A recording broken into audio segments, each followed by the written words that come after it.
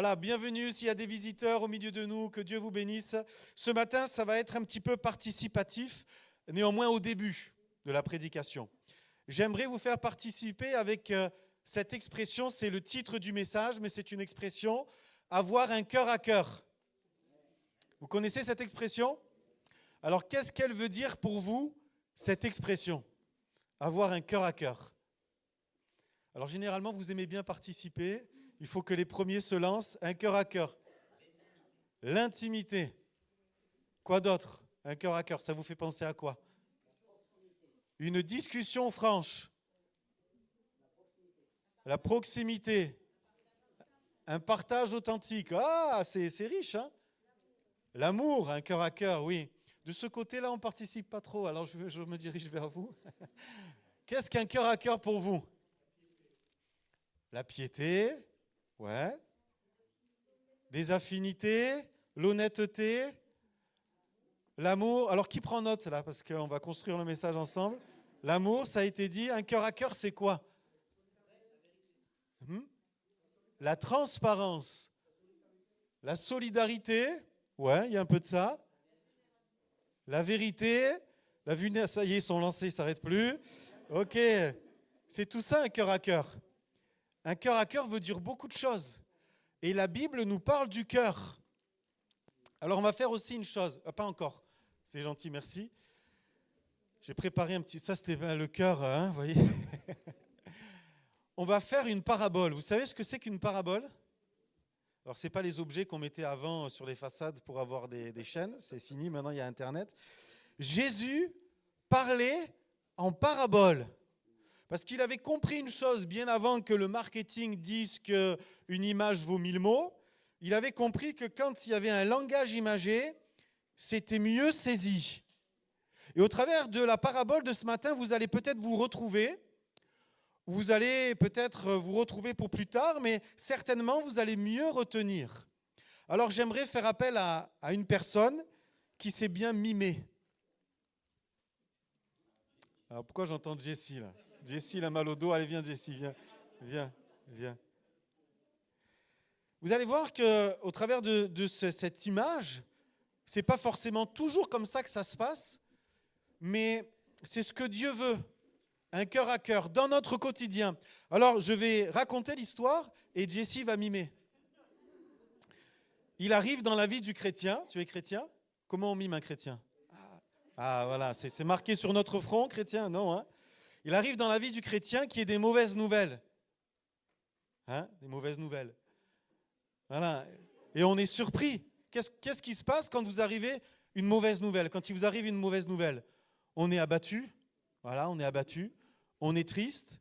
Et après, il y a peut-être une autre phase. C'est pas toujours comme ça, hein ? Mais dans la vie du chrétien, ça peut être comme ça. On cherche une solution. On réfléchit. On réfléchit. Et puis, on peut peut-être appeler des personnes qui vont nous aider. Il vous arrive une mauvaise nouvelle. Il y a ceux qui la gardent, et ça peut même se transformer en souci de santé. Hein ? Éruption cutanée, problème de digestion, insomnie, parce qu'on garde les mauvaises nouvelles. Et il y a ceux qui vont rapidement en parler, qui vont rapidement appeler. Et des personnes qui peuvent nous aider. C'est comme ça qu'on fait. Et là, ça se passe bien dans cette histoire. Le problème se règle. Ah, on est heureux, hein ? Le problème se règle. Maintenant, il y a la même situation.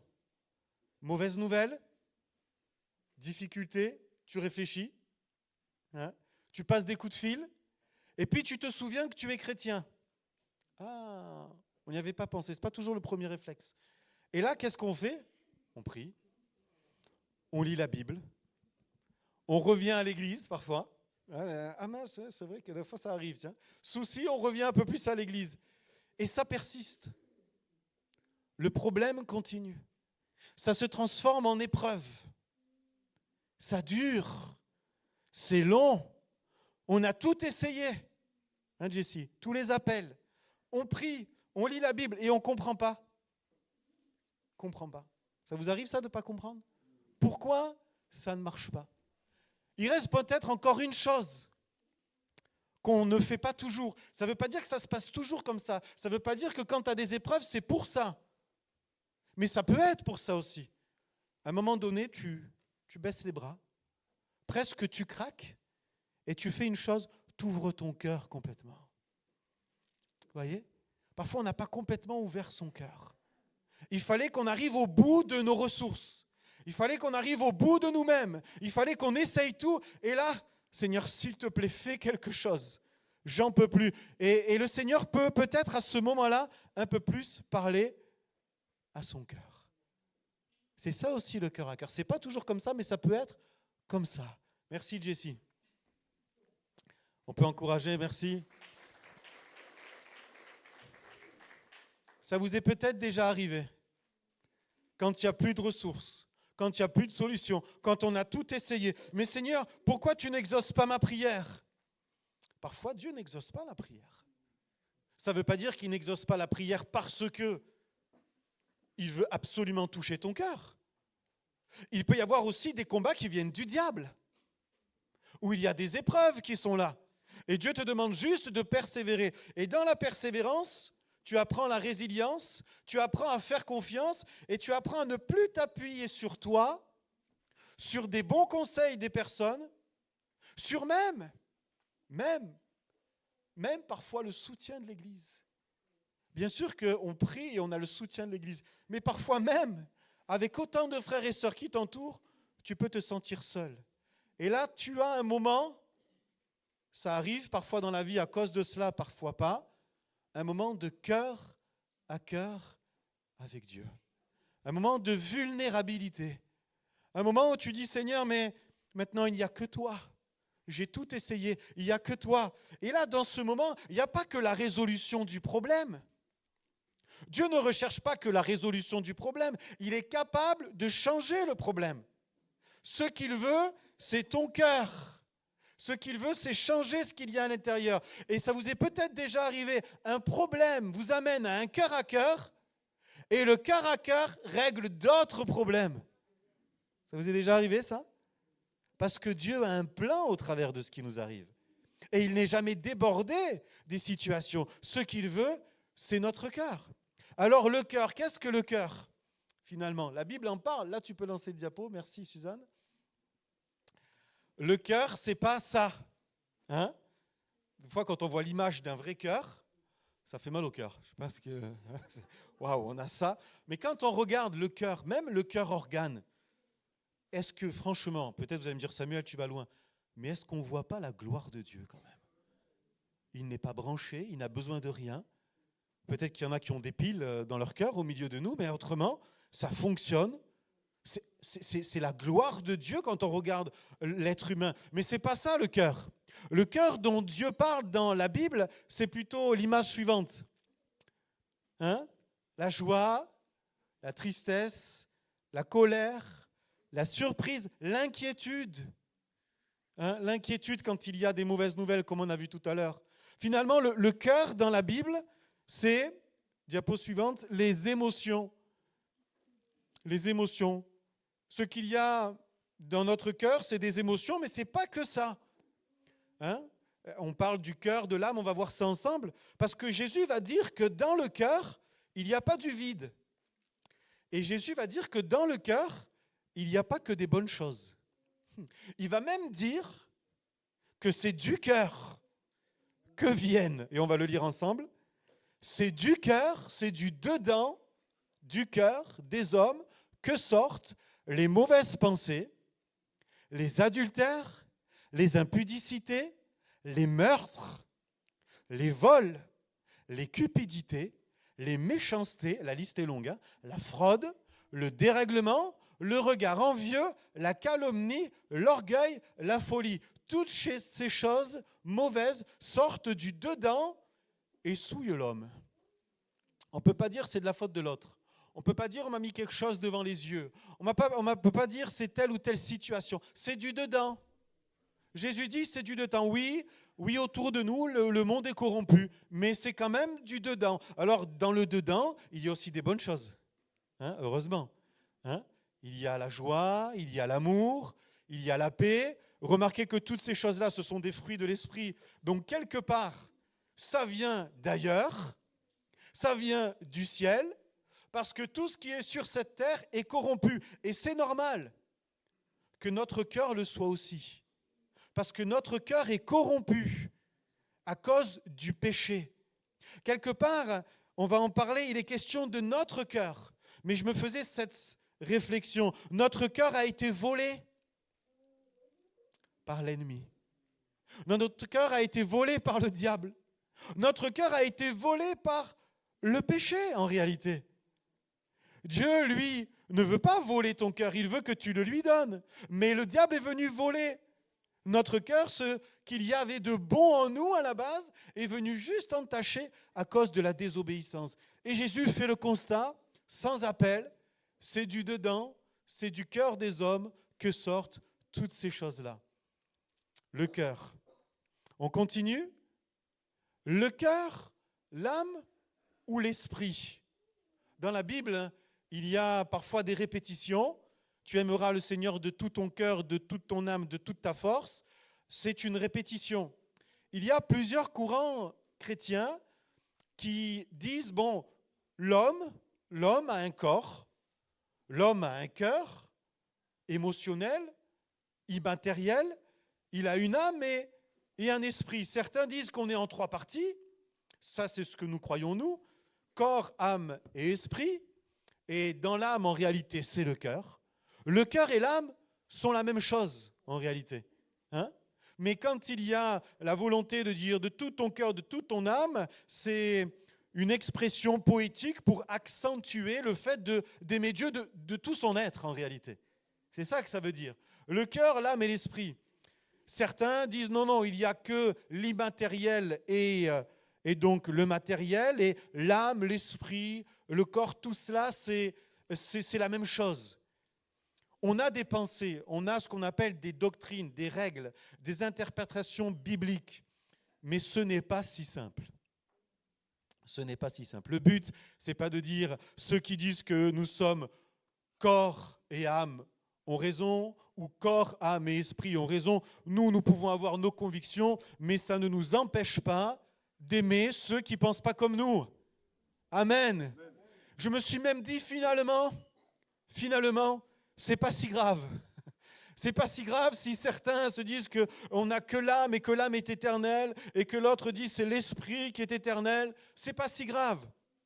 Parce que je me suis dit, comment faire pour avoir une expression commune? Parce que même au sein d'une même famille d'église, peut-être que vous ne pensez pas comme la famille d'église pense. Aujourd'hui, sur Internet, tu peux suivre toutes sortes de pasteurs, toutes sortes de théologies, plus ou moins vraies, et tu n'es pas forcément d'accord avec ce que les assemblées de Dieu de France pensent. J'ai envie de dire, c'est pas si grave. Bon, pour nous, ça peut l'être, mais nous, on a une vision humaine. Nous, on ne voit pas comme Dieu. Et dans tout cela, ce qu'il nous faut, c'est beaucoup d'humilité pour se dire, c'est pas si simple. C'est pas si simple. Le cœur, l'âme, l'esprit, c'est pas si simple. Il y a des versets qui disent, et qui vont dans le sens de certains, et d'autres qui vont dans le sens d'autres. Eh oui, c'est pas si simple. Donc que Dieu puisse nous aider, et que nous puissions dire, Seigneur, on pense savoir, mais on pense. On pense savoir, et on a besoin de ton aide. Ce qui est important, Seigneur, c'est qu'il y a le dedans, que l'on l'appelle cœur, qu'on l'appelle âme, ou qu'on l'appelle esprit, nous ressentons tous qu'il y a un être spirituel en nous et qu'il y a bien plus que ce que nous voyons, qu'il y a les choses de la terre, mais qu'il y a les choses invisibles aussi. Surtout que ce verset nous rappelle et nous dit que le monde a été créé à partir de l'invisible et que l'invisible était avant le visible et que nous sommes appelés à considérer avec les yeux de la foi l'invisible. Seigneur, alors aide-moi dans mon cœur, parce que mon cœur, je ne le vois pas. Mon cœur peut me jouer des tours parfois.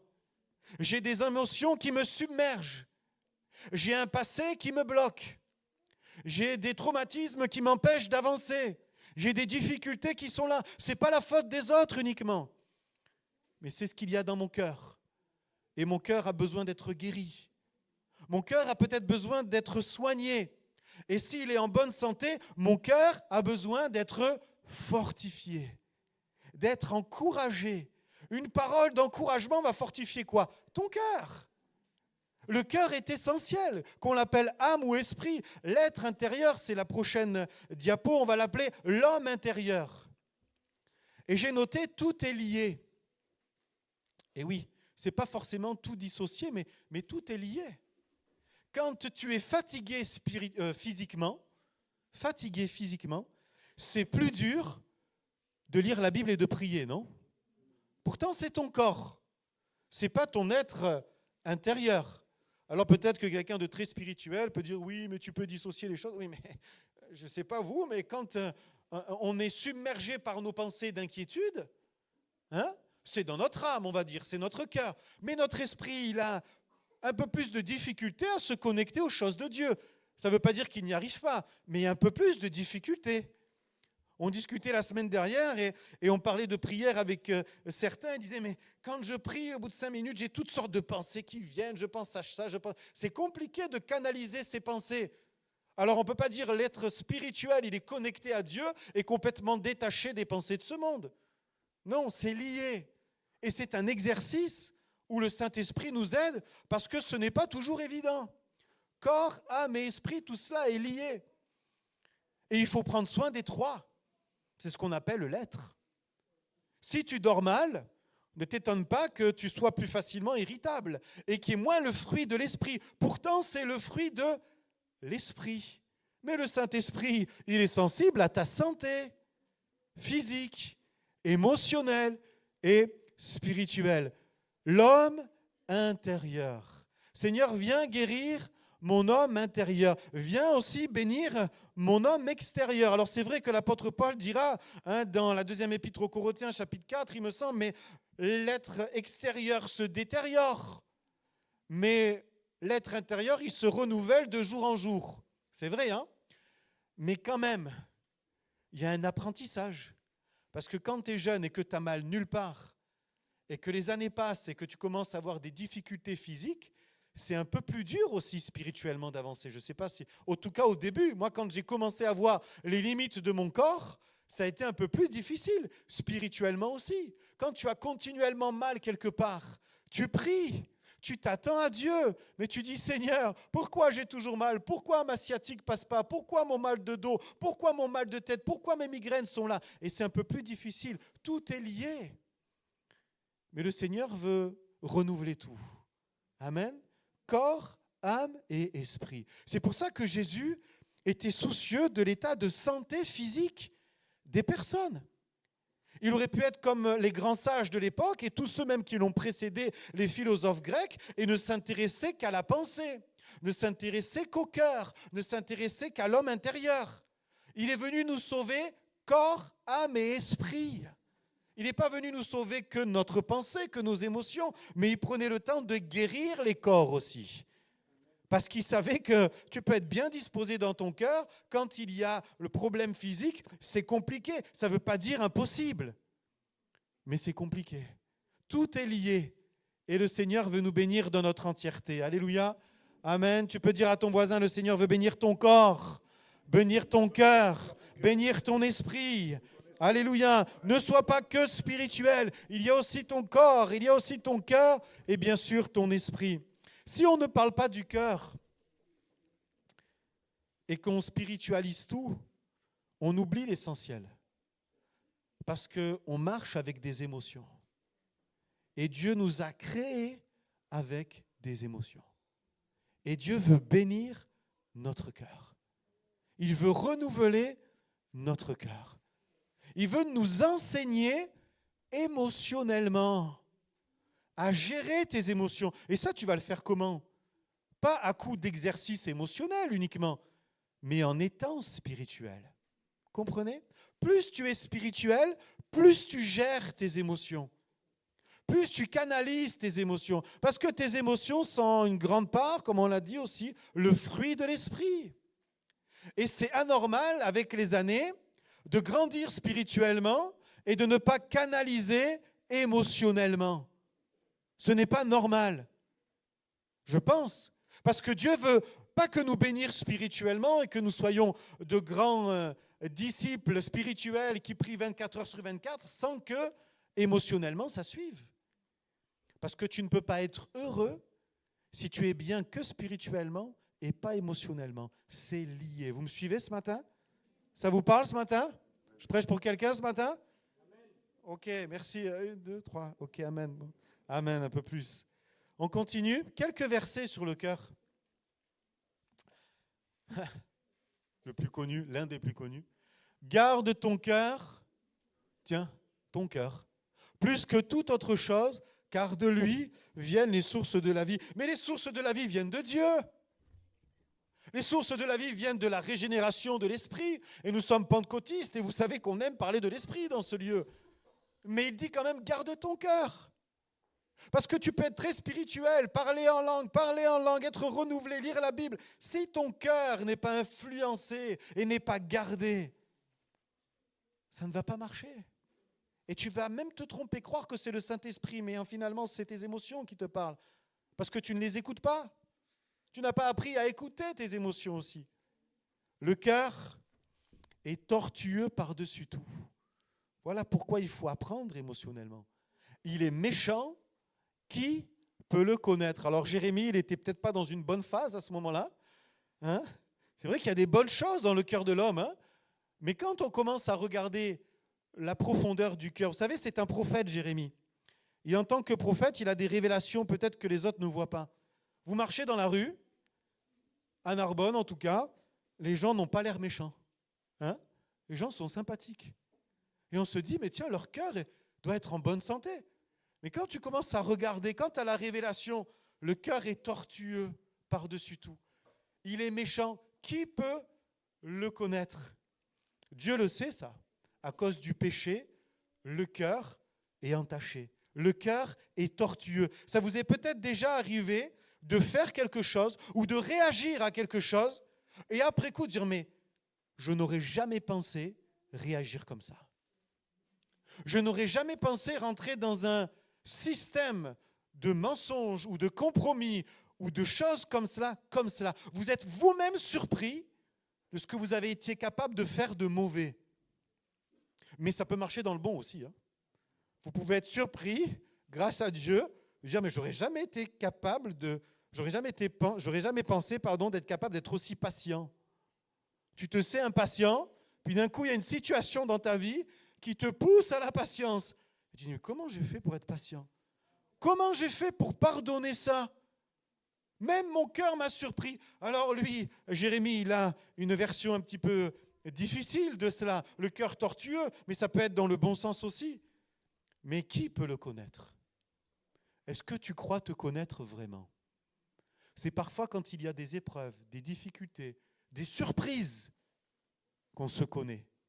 Et même encore, on a besoin de l'aide du Saint-Esprit pour connaître notre cœur. Vous voyez que c'est lié. Corps, âme et esprit. C'est l'esprit qui t'aide à connaître qui tu es réellement.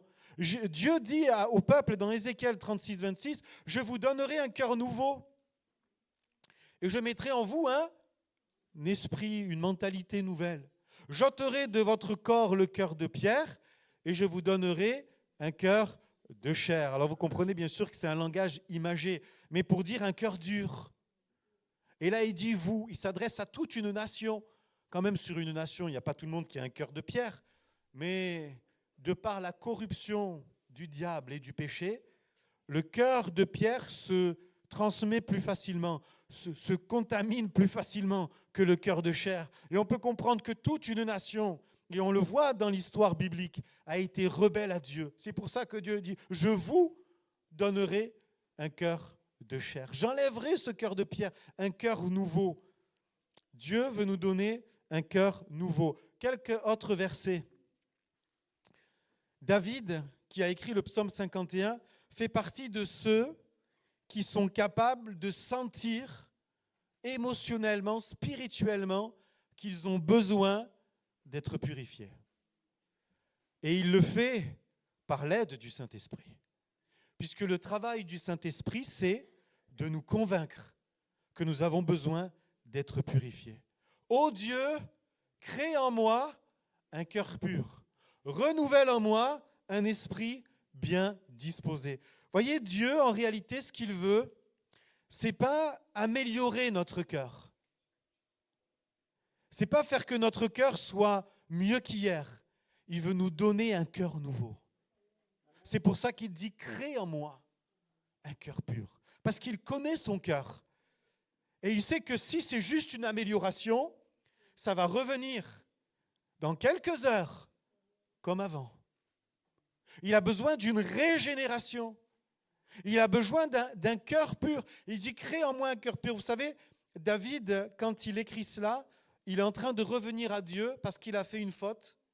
Et je me disais, mais si on avait pris David avant la faute et qu'on lui aurait raconté ce qu'il allait faire, peut-être qu'il aurait dit, mais jamais je ferai ça. David, un jour tu vas être au mauvais endroit, tes yeux vont se poser sur une très jolie femme, et dans ton cœur, il va y avoir de la convoitise. Tu aurais pu stopper, mais ton cœur, il va continuer à nourrir cette chose-là. Tu vas la faire venir. Et tu ne vas pas jouer aux échecs avec, tu vas faire bien plus. Il va y avoir un enfant qui va naître de cette union. Et cet enfant, David, parce que cette femme est mariée, tu vas user de subterfuges avec ton cœur, avec ta réflexion. Tu vas vite le faire revenir. Tu vas lui dire, allez, va voir ta femme, vite.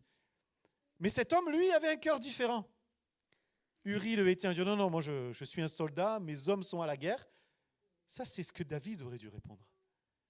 Mais comment penser qu'on puisse aller dans des plans comme cela? Tu vas le faire venir, il va refuser une fois, deux fois, puis tu vas faire une chose, tu vas le placer au cœur du combat, quelque part, tu vas le faire assassiner, et dans ta folie, tu vas lui donner une lettre à cet homme, dans laquelle il est écrit à son chef, place Uri au plus fort du combat. Tu lui as donné sa lettre de mort. Vous auriez dit ça à David avant cela, il vous dit, mais jamais je ferai ça. C'est une folie de faire ça. Jamais mon cœur ne pourrait faire ça. Et dans nos histoires de vie, je crois que nous avons plus ou moins tous des secrets. On ne peut pas dire, Seigneur, viens améliorer mon cœur. Mais change mon cœur. Crée en moi un cœur pur. Et Seigneur, surtout fais une chose, montre-moi-le. Parce qu'on peut être tellement aveuglé parfois qu'on ne le voit même pas. Et remarquez David qui est revenu de ce constat et de cette stratégie machiavélique. Ce n'est pas le Saint-Esprit qui lui a parlé directement. C'est un prophète. C'est un homme qui a dû l'interpeller, qui a été courageux de lui dire, avec les bons mots choisis par Dieu, mais cet homme-là, qui a volé la brebis, vous connaissez l'histoire, si vous ne la connaissez pas, vous pourrez le lire dans le livre de Samuel. C'est toi, David. Parfois, le Saint-Esprit n'a même pas l'opportunité ou la place de venir nous montrer ce qu'il y a dans notre cœur parce qu'on ne le laisse pas. Parce qu'il ne veut pas juste améliorer. Il veut créer un cœur pur. Et ce qui est merveilleux dans cette histoire terrible, c'est qu'on voit la grâce de Dieu. C'est qu'on voit l'amour de Dieu. Nous aurions vite fait de mettre David en prison, dire c'est terrible, t'es plus roi. Dieu, dans sa grâce et dans sa miséricorde, lui a pardonné. Et il n'a pas fait que le pardonner, il lui a donné un cœur pur. Il a recréé un cœur pur. Il a renouvelé en lui un esprit bien disposé. Ça, c'est la grâce de Dieu. Ça, c'est ce qu'il veut faire. Jésus va dire, mais là où est ton trésor, là aussi sera ton cœur. Là où tu vas mettre ton énergie, écoutez bien, là où tu vas mettre ton argent, là où tu vas mettre ton attention, là où tu vas mettre ta santé, alors ton cœur va y être. Et nous sommes capables tous de mettre du temps, mettre de l'argent, mettre de l'énergie, mettre de notre santé dans des choses qui nous plaisent. Et plus on va le faire, plus notre cœur va s'attacher à ces choses-là. Et ce n'est pas toujours mauvais, ça dépend où est ton trésor. Jésus ne condamne pas, il dit là où est ton trésor, là aussi sera ton cœur. Si ton trésor c'est le royaume de Dieu, c'est l'amour de ton prochain, c'est la croissance de l'Église, c'est que la vie sur terre soit transformée par le royaume de Dieu, alors ton cœur sera conduit par les choses du royaume de Dieu. Amen. David dira, sonde-moi, ô Dieu, et connais mon cœur, éprouve-moi et connais mes pensées.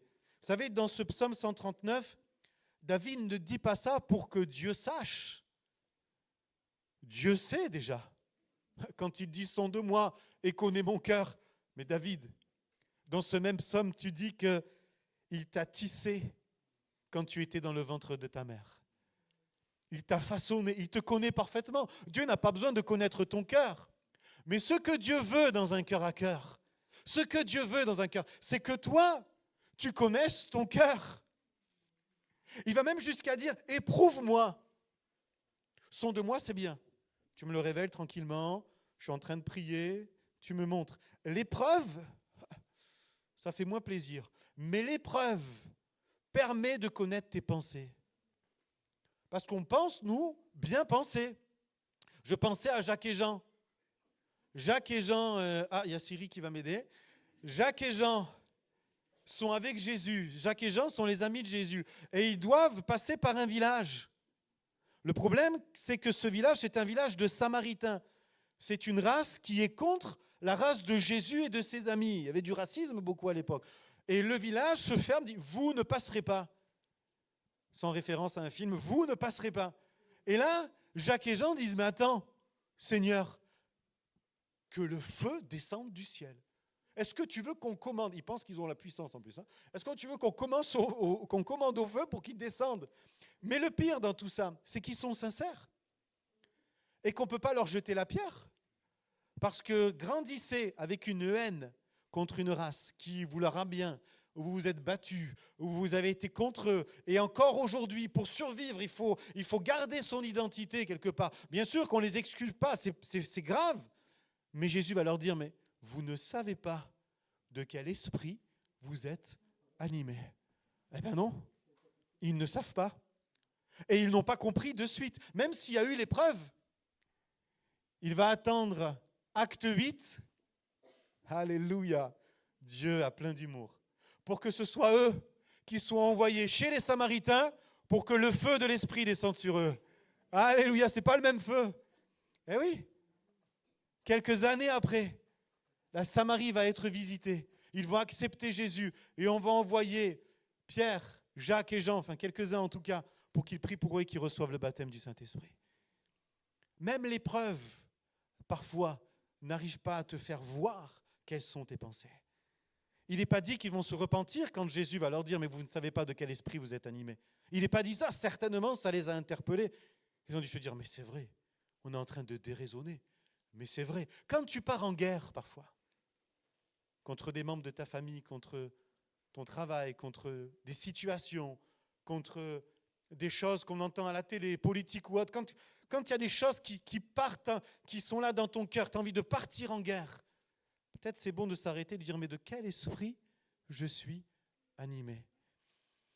Ce message ce matin est né en début de semaine où mardi, j'ai prêché sur le psaume 26, où David va dire, je fais tout un tas de bonnes choses, je ne m'assieds pas avec les méchants, je lave mes mains dans l'innocence, je vais autour de ton autel pour éclater en action de grâce, je fais tout cela.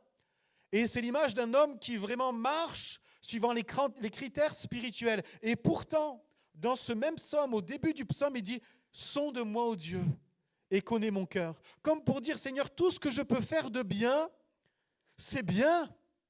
Mais ce que tu veux, toi, Seigneur, c'est mon cœur. » Ce que Dieu veut, ce n'est pas ce qu'on fait uniquement, mais les motivations, les mobiles qui nous poussent à faire. Et pour ça, il est d'abord intéressé par notre cœur. On peut faire beaucoup de choses. On peut entreprendre beaucoup de choses pour Dieu. Seigneur, pourquoi je le fais ? Quels sont mes mobiles ? Quelle est ma motivation, Seigneur ? Pourquoi est-ce que je le fais ? Et bien sûr, parfois, ça peut être de très bonnes motivations, de très bons mobiles. Mais je me suis même fait la réflexion, Seigneur, en fait, tu n'as que faire de tout ce qu'on fait. Alors ça vient peut-être à l'encontre de ce qu'on entend, qu'il faut travailler pour le royaume de Dieu, tout cela. Oui, c'est bien de travailler pour le royaume de Dieu. Mais ce que Dieu veut en premier, c'est un cœur à cœur. Peut-être que tu vas moins faire cette année, mais il y aura un temps de cœur à cœur avec toi. Peut-être que tu vas faire plus parce qu'il y aura eu un temps de cœur à cœur avec toi. J'aimerais terminer avec 2 versets qui vont s'afficher. Mon fils, donne-moi ton cœur. Ça a résonné en moi, ce verset. Et je réalisais, Seigneur, mais ce que tu veux en premier, c'est que mon cœur soit pour toi, c'est que mon être intérieur soit pour toi. On peut courir, et je pense que beaucoup d'entre nous courent dans notre quotidien. Et Seigneur, quelle place, Seigneur, tu as dans mon cœur? Ce que tu veux, Seigneur, c'est sonder mon cœur, mais c'est surtout, Seigneur, tu veux mettre en lumière ce qu'il y a dans mon cœur pour moi. Pour moi. Et j'avais cette image où chacun d'entre nous, on prenait du temps, un cœur à cœur avec Dieu, et on ne faisait pas grand-chose, mais je voyais beaucoup de visages heureux. Je voyais beaucoup de visages épanouis, beaucoup de visages réjouis, beaucoup de visages bénis. Pourquoi? Parce que les blessures du cœur, les traumatismes du cœur, la méchanceté des cœurs tortueux seront soignés parce que le cœur sera ouvert. À quoi bon continuer d'avancer s'il y a des blessures dans ta vie? S'il y a des émotions qui te submergent? Et je voyais comme, je m'imaginais, je n'ai pas vu une révélation, mais je m'imaginais le cœur du Père n'avoir qu'un désir, soigner notre cœur. Bien sûr qu'il veut guérir notre corps, je l'ai dit tout à l'heure, mais de lui viennent les sources de la vie. Enlever l'aigreur, enlever l'amertume, enlever la frustration, enlever le stress, enlever la peur du manque, enlever la jalousie, enlever les blessures, enlever toutes ces choses-là du cœur. Imaginez, faites un effort avec moi, fermons nos yeux quelques instants. Dieu qui veut venir dans notre cœur et qui veut faire ce bon ménage d'un papa heureux, parce qu'il sait que tu vas être heureuse, que tu vas être heureux. Il va te soigner, il va l'amener du pardon. Il va amener du pardon, il y a des choses qui ne sont pas guéries depuis tant d'années dans ta vie et tu cours pour essayer de l'oublier. Mais Jésus veut guérir ton cœur. Par contre, il ne peut pas faire une chose, c'est le prendre. Le diable vole notre cœur, comme je disais, mais Dieu ne peut pas le prendre. Il attend que tu le lui donnes. Et il te dit ce matin, donne-moi ton cœur. Donne-moi tes blessures. Donne-moi tes limites. Donne-moi tes inquiétudes. Donne-moi tout ce qu'il y a à l'intérieur. Il le dira dans Matthieu 11, déchargez-vous sur lui de tous vos soucis. Prenez mon fardeau. Il est léger. Changez de fardeau. Seigneur, fais une œuvre maintenant dans nos cœurs. Je voudrais terminer avec un autre verset. On peut ouvrir nos yeux. Ce qui va rendre cela possible, ce qui va faire que ton cœur va être livré à Dieu et que Dieu va pouvoir agir en profondeur de tes entrailles, là où personne ne va, là où toi-même peut-être tu ne vas pas, c'est la foi. Tu peux dire, oh, ce matin c'était juste peut-être émotionnel, rien ne va changer. Tu peux dire, oh, j'ai déjà entendu des messages comme cela et j'ai ouvert mon cœur, mais ça n'a rien fait. Ce qui va faire la différence, c'est la foi, le fait de croire. Dieu, par son esprit, dit Christ habite dans vos cœurs par la foi. C'est fort quand même. C'est uniquement par la foi. Croire que Dieu veut venir, il veut habiter, il veut que ta porte s'ouvre, il veut que tu le lui donnes et il veut y résider. Mais ça, c'est possible que si tu le crois. Que si tu crois qu'il peut le faire. Et en fait, le souci qu'on a, c'est qu'on anticipe le miracle. Et on se dit peut-être que ça va se passer comme ça, peut-être que ça va se passer comme ça, ou peut-être que ça ne va pas se passer. Mais j'aimerais nous rappeler ce matin que le miracle est possible et qu'on ne peut pas l'instrumentaliser et qu'on ne doit pas même se projeter dans un miracle qui va satisfaire notre façon de fonctionner. C'est juste la foi. Seigneur, je ne sais pas ce qui va se passer. Je ne sais pas ce qui va arriver. Mais j'ouvre mon cœur. Parce que tu veux y habiter par la foi. Tu veux y résider par la foi. La foi, pour nous chrétiens, normalement, ça doit nous parler, c'est la base de notre vie. Nous reconnaissons que par la foi, le monde a été créé. Nous reconnaissons que par la foi, nous pouvons être agréables à Dieu. Nous reconnaissons que par la foi, Christ est mort pour nos péchés. Nous reconnaissons que par la foi, nous sommes pardonnés, justifiés, que nous sommes assis dans les lieux célestes. C'est par la foi. Et c'est par la foi que Christ veut habiter dans ton cœur. Quelque chose qui dure, quelque chose qui vient te changer. J'aimerais te dire qu'il va y avoir du combat, et peut-être qu'il y en a, parce qu'il va falloir que tu refuses certaines choses, que tu refuses certaines habitudes, que tu romps certains contrats, certaines habitudes dans lesquelles tu t'es peut-être projeté, parce que tu as pris toutes ces décisions émotionnellement, mais ton cœur n'était pas renouvelé. Ton cœur n'était pas changé. Parce que ça engage. Jésus veut s'engager à venir dans ton cœur, c'est pas rien, et à faire ce que personne n'est capable de faire. En revanche, toi, ouvre-lui, laisse-le faire. Et s'il te dit de faire, s'il te dit d'obéir, s'il te dit je fais ça, mais toi tu dois faire ça, fais-le. Sinon, ça ressemblera à beaucoup de prédications que tu as entendues qui ressemblent à celle-ci. Ça n'avancera pas. Et si ce matin c'était réel pour toi, et si ce matin ça le devenait par la foi, et s'il voulait réellement habiter dans ton cœur par la foi, et tout changer, et changer encore, et le faire encore,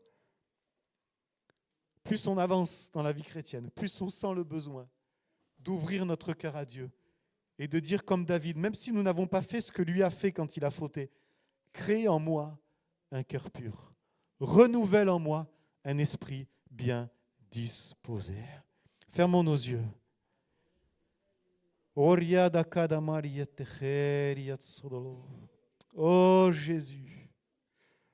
Jésus, ton amour est si grand, ton amour est si fort, si puissant, et tu veux faire tout cela parce que tu nous aimes, pas parce que nous avons fait des choses, pas parce que, Seigneur, nous sommes capables de réfléchir, d'entreprendre, même pas capables de nous remettre en question, pas par cela, Seigneur. Tu veux juste le faire parce que tu nous aimes. Seigneur, l'origine de cela, de vouloir guérir, soigner, bénir notre cœur, nous rendre heureux, Seigneur, c'est ton amour. Toi, Seigneur, tu ne gagnes rien si ce n'est de voir ta créature bénie, si ce n'est de voir ta créature heureuse, de voir tes enfants heureux. C'est la seule motivation de Dieu. Ce qu'il veut, c'est te rendre heureux. C'est soigner ton cœur. C'est soigner ta vie. C'est que tu pardonnes. C'est que tu sois restauré. C'est un cœur nouveau. Quelque chose de nouveau. Alors que nos yeux sont fermés, j'aimerais qu'on puisse prier ensemble. J'aimerais qu'on puisse faire cet effort de réaliser que nous nous plaçons devant lui, maintenant, devant son trône de gloire. Et que nous avons juste une chose à faire, c'est baisser les armes, ouvrir les portes de notre cœur et dire « Viens Seigneur, viens Jésus, viens Seigneur, j'ai besoin de toi. Viens me montrer, sonde-moi, ô Dieu, connais mon cœur, éprouve-moi et connais mes pensées. » Fais-le quelques instants. Fais-le.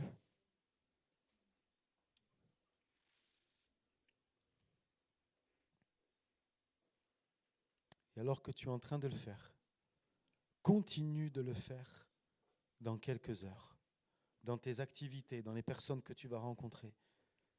Et toujours cette pensée, Seigneur, viens sonder mon cœur. Crée en moi un cœur pur et apprends-moi à vivre selon un nouveau cœur, selon un nouvel état d'esprit. Demain, tu vas continuer à le faire. Le travail pour certains sera très rapide, pour d'autres, ce sera un peu plus long parce que nous parlons de foi, mais il y a de l'incrédulité parfois. On a du mal à croire. On veut que ce soit rapide, on veut que ce soit instantané. Parfois, ça peut l'être, parfois, ça prend du temps. C'est pour ça qu'il y a le travail de la foi. Il y a l'obéissance de la foi. Il y a l'obéissance des Écritures. Exerce-toi à faire juste une chose. Ouvre ton cœur. Et un cœur à cœur avec Dieu. Au-delà de tout ce que tu as déjà appris, de tous les codes appris dans les églises, de tous les codes qu'on t'a instaurés. Juste un cœur à cœur avec ton Créateur. Prends l'habitude de le faire. C'est ce qu'il veut. Mon fils, ma fille, donne-moi ton cœur. Comment vas-tu répondre? Oui, Je te donne mon cœur, Seigneur. Je te donne tout. Tout ce que je suis, je te le donne. Corps, âme et esprit, je te livre tout, Seigneur. Et maintenant, c'est toi qui fais. J'aimerais juste terminer en disant quel bienfait. C'est la meilleure réponse que tu peux répondre. Un simple oui. Un simple oui. Je te donne mon cœur. Que je te connaisse depuis 30, 40 ans ou que je te découvre, un simple oui aura le même impact dans ta vie. Oh, merci Seigneur. Alléluia. Amen. Un bon rendez-vous avec Dieu. Alléluia. Un cœur à cœur avec lui. Voilà, je vais laisser la place aux annonces maintenant.